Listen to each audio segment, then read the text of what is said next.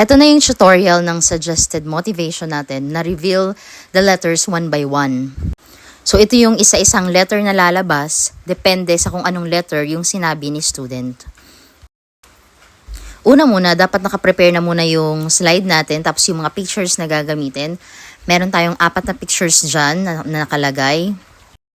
Ayan, so pwede nating simulan yung tutorial kung paano lalabas isa-isa yung mga letters. Nga pala, yung gamit ko dito is MS Office PowerPoint. Ang una nating ilalagay is text box. Insert text box tayo. I-shape format lang natin. Bahala na kayo kung anong kulay yung gusto nyong gamitin dyan. So, yung pinili natin dyan is yung yellow. Yan. Tapos, nilagyan ko lang ng medyo gradient. Tapos, lagyan mo na siya ng number. Number yung ginamit ko dyan na 1. I-adjust lang natin yung font at saka size. Depende sa kung anong gusto nyo.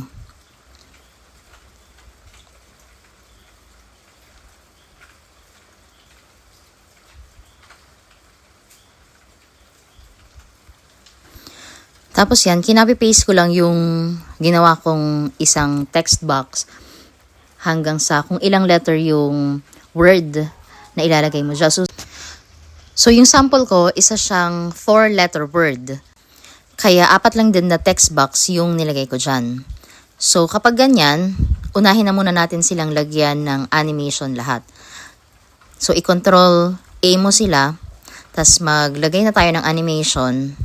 Pwedeng bahala na kayo kung anong animation ang gagamitin nyo. Pero ako, appear lang yung nilagay ko dyan na animation. Tapos yung mga text boxes natin, i-copy-paste lang natin.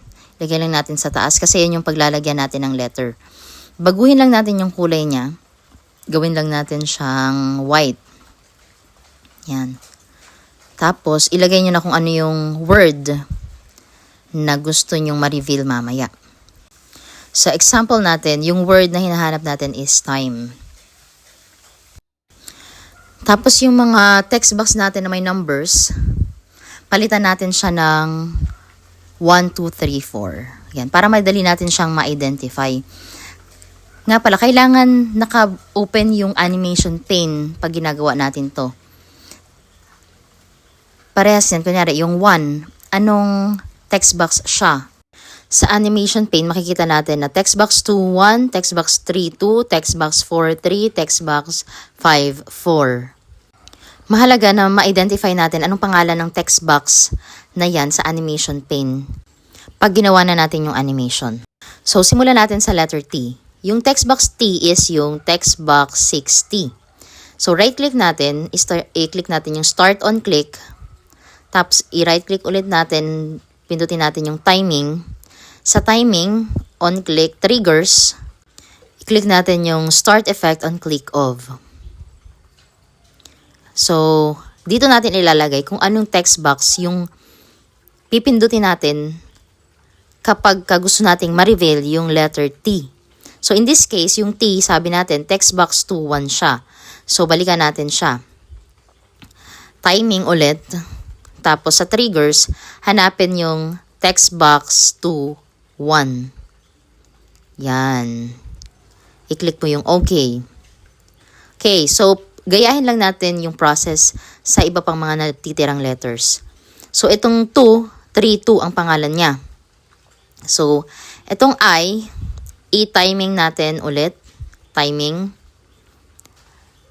I-triggers natin. Start effect on click of. Nasaan yung may 2? Yan. Text box 3, 2. Pindutin natin.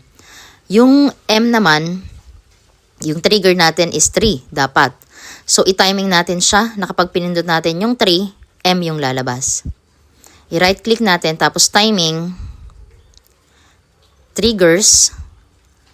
Start effect on click of 3. Yan. Tapos yung last letter is E. Ang trigger natin ay 4. So, i-right click natin yung E. Start on click at timing natin. Triggers. Start effect on click of 4. Yan. I-click mo yung OK. Tapos itry natin siyang i-slideshow.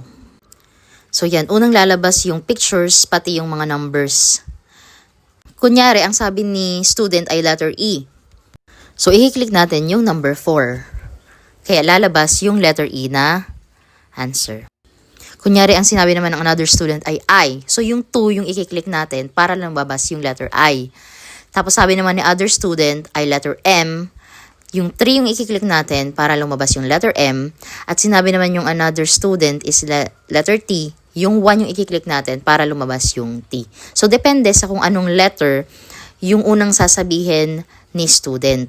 Siyempre, ikaw na yung mag-identify kung pang ilang letter sa word yung letter na sinabi ni student.